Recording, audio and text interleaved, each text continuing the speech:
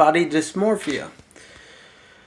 So sometimes the problem with our self-perception happens to be the fact that you have an event in your life that sticks you in your mind, sticks you in a place that you actually you don't quite understand, and it continually occurs. So you'll go back to that place. You'll be stuck there at that particular point in your mind because of that traumatic event. And how do you undo this trauma, this particular trauma? So far, I haven't found a way to reverse the fact that I actually can't interpret perfectly my body size.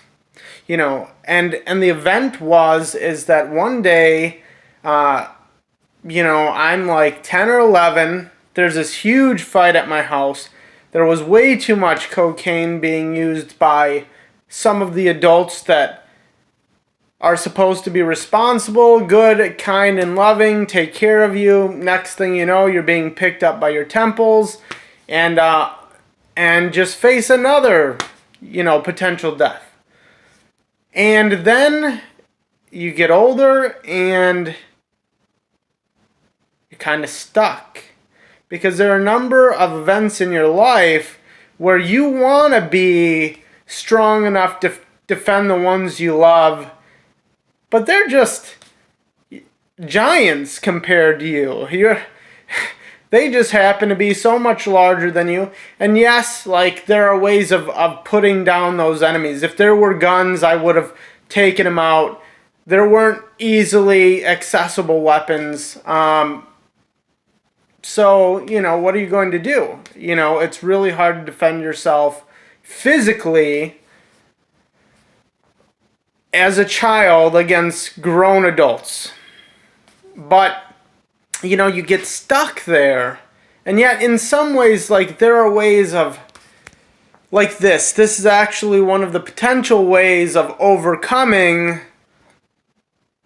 these things. Taking pictures every day, looking at them, being active, taking pictures, looking at them as a process, because you don't necessarily, in terms of your body image oftentimes takes a period of time to catch up to where your body actually is.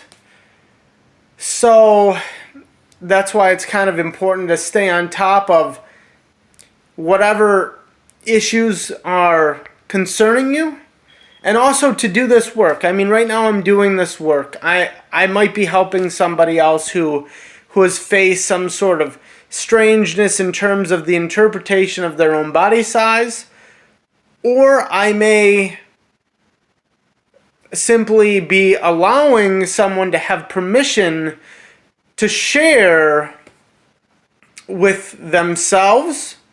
So honesty to oneself, which is incredibly important. Because if you're dishonest to yourself, you're getting nowhere fast.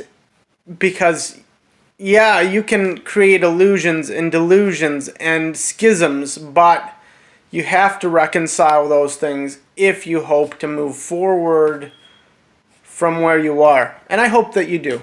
All right. See you later. Have a good day. Bye-bye.